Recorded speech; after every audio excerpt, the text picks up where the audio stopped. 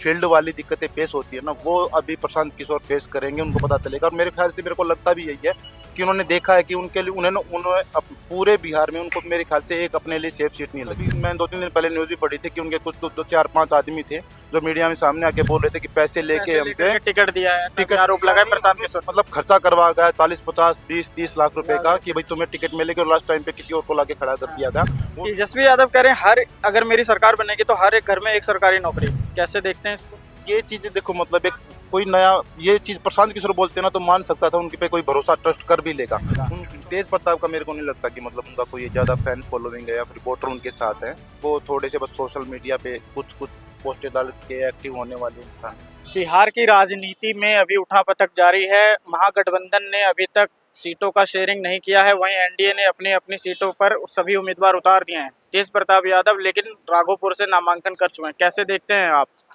बिहार में मेरे ख्याल से ये कैंडिडेट घोषित करने में ही आरजेडी पिछड़ चुकी है, कांग्रेस इंडी गठबंधन ही पिछड़ चुका है, क्योंकि इनकी सीट शेयरिंग का अभी तक ये भी नहीं हुआ कौन कितनी सीटों पे कहाँ से इलेक्शन लड़ रहा है। तो ये चीज़ें अभी इनकी और थोड़ा सा अभी देखो, मेरे ख्याल से पहले चरण का जो ये नॉमिनेशन फाइल करने का टाइम भी बहुत कम रह चुका है। तो एक आदमी कैंडिडेट को मिलेगा ही क्या, टाइम नहीं मिलेगा उनको, कब मिलेगा। और बीजेपी वाले प्रचार स्टार्ट कर चुके हैं, तो ये एक एज बीजेपी स्टार्टिंग से लेके चल रही है, और इसका भी फायदा बीजेपी को मिलना है। और इनका जो मेरे ख्याल से जो इन्होंने एक जातिगत रूप से इन्होंने अपना जो गठबंधन बनाया ना राम चिराग पासवान का, मांझी जी का, कुशवाहा जी का, तो एक वोट बैंक है इनके पास जिनसे वो एक बार फिर से दोबारा से अच्छे बहुमत के साथ जीत सकते हैं। इस बार कहा जा रहा है कि प्रशांत किशोर एक बड़ा फैक्टर थे, लेकिन वो चुनाव नहीं लड़ रहे हैं। इसकी वजह से अब जो उनकी पार्टी थी अब उनको उतना ज़्यादा खासा प्रभाव नहीं दिखा पाएगी बिहार चुनाव में, ऐसा लगता है। चीज दो होती हैं, एक इलेक्शन लड़वाना और एक इलेक्शन लड़ना। लड़वाना किसी को आसान होता है कि वहाँ आपको डायरेक्ट करना, आपको ये करना, आपको ये करना, आप ये करो, आप ये करो। लेकिन जब वो काम खुद से करने जाती है ना, तो वो चीज़ें फिर जो फील्ड वाली दिक्कतें पेश होती है ना, वो अभी प्रशांत किशोर फेस करेंगे, उनको पता चलेगा। और मेरे ख्याल से, मेरे को लगता भी यही है कि उन्होंने देखा है कि उनके लिए उन्होंने पूरे बिहार में उनको मेरे ख्याल से एक अपने लिए सेफ सीट नहीं लगी।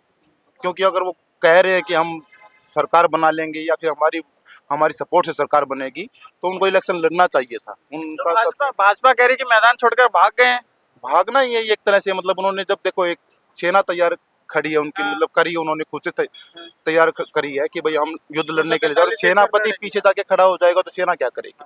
और अभी मैं 2-3 दिन पहले न्यूज़ भी पढ़ी थी कि उनके कुछ 4-5 आदमी थे जो मीडिया में सामने आके बोल रहे थे कि पैसे लेके हमसे टिकट दिया है, टिकट आरोप लगा है प्रशांत किशोर। मतलब खर्चा करवा गया 40-50 20-30 लाख रुपए का कि भाई तुम्हें टिकट मिलेगी, और लास्ट टाइम पे किसी और को लाके खड़ा कर दिया गया, वो भी टिकटें बेच के। मतलब तो वो चीजें एक पॉलिटिकल पार्टी में जो एक कमियां आती है ना एक लंबे टाइम के बाद, जो कांग्रेस या बीजेपी में अभी मतलब हमको दिख रही हैं, वो पार्टी बनने से पहले ही प्रशांत किशोर वाली पार्टी में आ चुकी हैं। तो वो एक खड़ा होने से पहले लड़खड़ाने वाली बात है, तो फिर नहीं चल पाएंगे वो। मेरे को नहीं लगता कि बीजेपी में प्रशांत किशोर का कुछ वो है।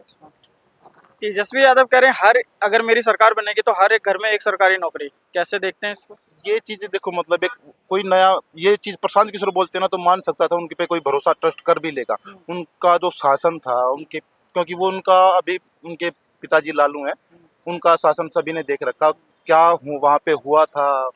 तो चीजें मतलब एकदम से आप भरोसा नहीं कर सकते हो। एक एक घर में एक नौकरी वाली, मतलब मान के चलो कम से कम मेरे ख्याल से 1-1.5 साल तो इन्होंने ये उप मुख्यमंत्री रहे हैं, इनके हाथ में पूरी चीजें थी। अगर वो कुछ करके दिखाते थे तो उनके ऊपर भरोसा पब्लिक कर भी सकती थी, लेकिन उन्होंने कुछ करके नहीं दिखाया, तो भरोसा करने वाली कोई बात है नहीं। हाँ, बस खाली एक वही यूपी वाली बात है, एक जाति का वोट लेके आप कोई सरकार आज के टाइम पे नहीं बना सकते, क्योंकि पब्लिक आप पढ़ी लिखी हो चुकी है। पहले क्या होता था कि मतलब भाई हमारी कास्ट का है तो अंधे होके आदमी वोट कर देते थे, लेकिन पढ़े लिखे आदमी है।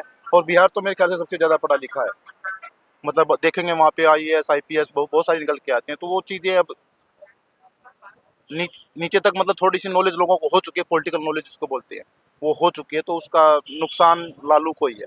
सीएम चेहरे पर बात करें तो कह रहे हैं कि आरजेडी की तरफ से कहा जा रहा है कि अगर बीजेपी और जेडीयू की सरकार बनती है तो सीएम का जो चेहरा होगा नीतीश नहीं होंगे, कोई और होगा। बीजेपी कोई खेल करेगी इसमें। देखो, खेल हो कुछ भी हो, मतलब मेरे को नहीं लगता ऐसा कुछ खेल होगा, जब कमिटमेंट कर चुके हैं अमित शाह भी बड़ी सभा में। अमित शाह आज मिलने भी गए हैं नीतीश कुमार से। वही चीज। और अगर मतलब इलेक्शन के बाद अगर कुछ सहमति से इनके बीच में होता तो उनके बीच में कुछ बोल नहीं सकते हैं, लेकिन नीतीश को चेंज करना मेरे ख्याल से नहीं लगता मैं अभी पॉसिबल है। चाहे वो सीट कम लेके आए, लेकिन उनकी जो एक छवि है ना बिहार में, वो सही है। कोई करप्शन का उनके ऊपर चार्ज नहीं है। मंत्रिमंडल में कुछ हो सकता है, ऊपर नीचे हर जगह मिलेंगे, वो ऐसी बात नहीं है। लेकिन डायरेक्ट मुख्यमंत्री पर अभी तक मेरे को नहीं लगता कोई आप दाग लगा सकते हैं कि भाई इन्होंने ये चीज़ गलत करी है। खाली वो दल बदल वाली, कभी इधर कभी उधर वाली, और वो तो अभी नीतीश बोल चुके हैं साहब कि अब अब मैं कहीं नहीं जाऊंगा, मैं अब बीजेपी में रहूंगा। बस बिल्कुल, हाँ ये कह चुके, तो मतलब भरोसा लोगों को शायद हो उनकी बातों पे। आरजेडी जो है वो बिखर सी गई है, लग रहा है कि तेज प्रताप ने अलग नई पार्टी बना ली है, महुआ से चुनाव लड़ रहे हैं। मीसा भारती भी नाराज सी बताया जा रहा है थी, रोहिणी आचार्य अलग थी। तो लग रहा है आपको कि तेजस्वी यादव को जहां परिवार का साथ मिलना चाहिए था, सभी लोगों को एकजुट होकर के लड़ना चाहिए था, वो इस बार इनको वोट पर भी असर पड़ेगा इनका? तेज प्रताप का मेरे को नहीं लगता कि मतलब उनका कोई ज्यादा फैन फॉलोइंग है या फिर वोटर उनके साथ है। वो थोड़े से बस सोशल मीडिया पे कुछ कुछ पोस्टें डाल के एक्टिव होने वाले इंसान है। तो तेज प्रताप का नहीं, मीसा भारती थोड़ी सी मतलब एक्टिव हैं, प्रभावशाली नेता है थोड़े। प्रभावशाली हैं, उनकी थोड़ी सी इमेज ऐसी है। तो वो अगर नाराज होती तो उनका तो फर्क पड़ना मतलब पॉसिबल है। लेकिन तेज प्रताप नहीं है ऐसे कि मतलब वो ज़्यादा ज़्यादा डैमेज कर पाएंगे। ज़्यादा क्या मतलब, एक मान के तो थोड़ा बहुत डेंट, हल्का फुल्का डेंट कर सकते हैं, वो ज़्यादा वो इफेक्ट नहीं कर सकते हैं आरजेडी को। आरजेडी ने छपरा से खेसारी लाल यादव को टिकट दिया है, लग रहा है आपको निकाल पाएंगे वो सीट, छपरा वाली सीट? छपरा ये सीट के बारे में मैं नहीं कह सकता क्योंकि मैं वहाँ कभी गया नहीं हूँ और वहाँ का भी मेरे को कुछ पता नहीं। हाँ, खेसारी लाल यादव जी की जो फैन फॉलोइंग है उसको देख के मतलब हो सकता है कुछ भी, एक उनकी खुद की फैन फॉलोइंग और एक फिर आरजेडी का वोट बैंक, वो मिलके कुछ हो सकता है, शायद कुछ हो जाए। 243 सीट में आपको क्या लग रहा है कि इस बार महागठबंधन जो है इंडिया अलायंस, उसको कितनी सीट आ सकती है 243 सीट में से? देखो, मुझे लगता है अगर प्रशांत किशोर ने अच्छा किया तो आरजेडी को बहुत मुश्किल होने वाली है।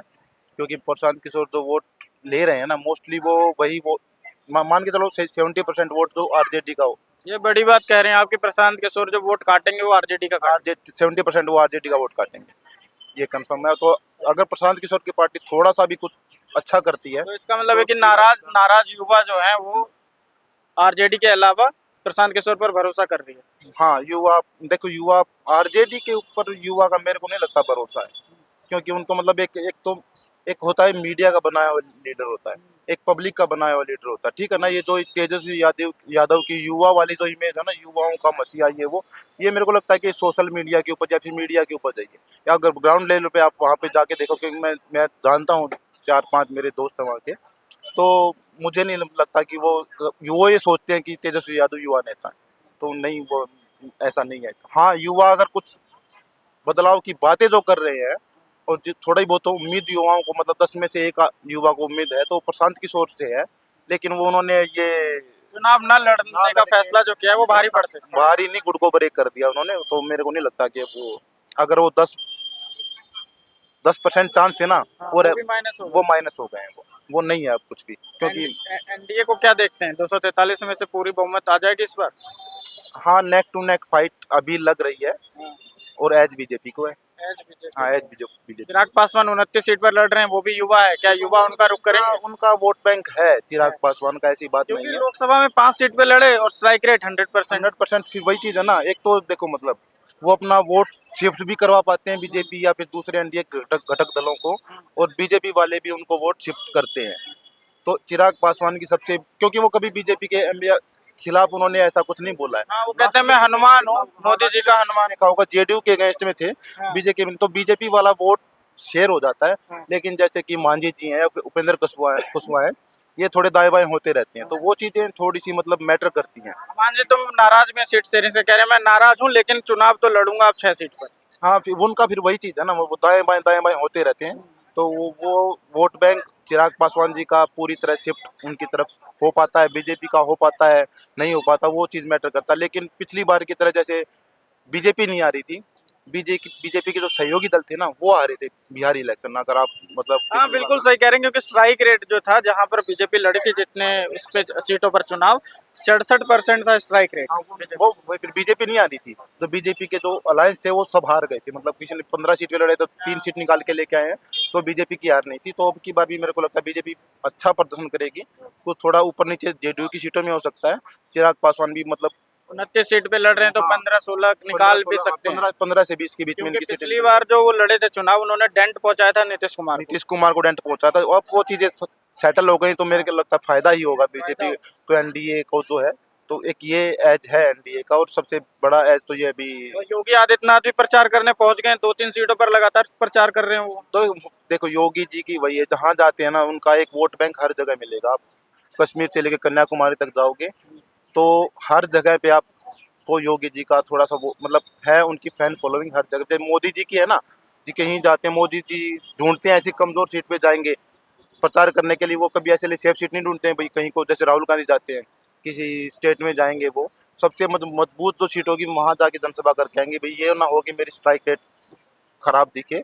लेकिन मोदी जो होते हैं ना वो जाते हैं सबसे कमजोर सीट, जो उनको लगती है कि भाई ये सीट हमारी निकलने में दिक्कत हो रही है, वहां जाके सभा करते हैं वो। तो योगी जी की भी सभा, मोदी जी की सभा, वो फिर जो माहौल अभी बीजेपी बनाती है लास्ट टाइम पे, वो भी बहुत चीजें हैं। तो मेरे को तो अभी थोड़ा सा एज लग रहा है, शायद वो हो सकता है इलेक्शन खत्म होने तक कुछ ज्यादा ही हो जाए।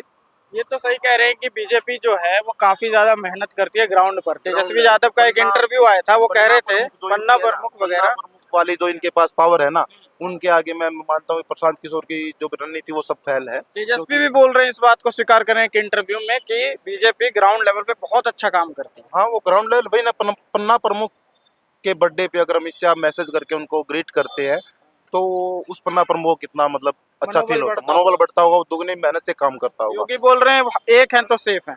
एक है तो सेफ है, ये चीज है। क्योंकि मतलब हमें अभी लग रहा होगा कि मतलब ये हमें जुमला है, ये है वो है, लेकिन अगर हम यही वाली यूपी वाली सिचुएशन मान के चलो और बाकी स्टेट को छोड़ के देख लो कि वहाँ पे जो आज योगी आने से पहले जो चीजें होती थी और अभी जो मतलब कानून व्यवस्था में सुधार हुआ कि मतलब ऐसे लेके भीड़ कभी भी निकल जाओ, तोड़ दो गाड़ियां, फूंक दो दुकानें, ठीक है, वो चीजें अब करने से डरते हैं। तो वो एकता, वो मतलब ये नहीं है कि मतलब सबको भाईचारा होना चाहिए, लेकिन वो भाईचारा एक तरफ से नहीं होना चाहिए, दोनों तरफ से अगर भाईचारा होता है तभी चीजें सही होती हैं। तो वो चीज एक है तो सेफ है। जो मतलब ये जो मोदी जी जो बोलते हैं, मोदी योगी जी जो बोलते हैं ना, वो थोड़ा सा वही बात बोलते हैं जिनसे लोग कनेक्ट होते हैं। तो वो चीज है, तो मैं मानता हूँ कि एक है सेफ है, या फिर जो भी वो है थोड़ा सा नारा, वो थोड़ा अभी के लिए सही नहीं लग रहा है कि भाई हम मानते कुछ ज्यादा वो कर रहे हैं ये कि मतलब माइनॉरिटी को थोड़ा सा अलग करने के लिए। लेकिन मतलब लोग उनका ये है कि माइनॉरिटी वगैरह कुछ नहीं, एक है, मतलब चाहे वो किसी भी धर्म का हो भैया, एक मिलजुल करके रहो, चाहे वो नवरात्र हो या मुहर्रम हो या कुछ भी हो, एक मिलजुल करके रहो तो फिर हम लोग सभी सेफ रहेंगे। सेफ रहेंगे। ये चीज है।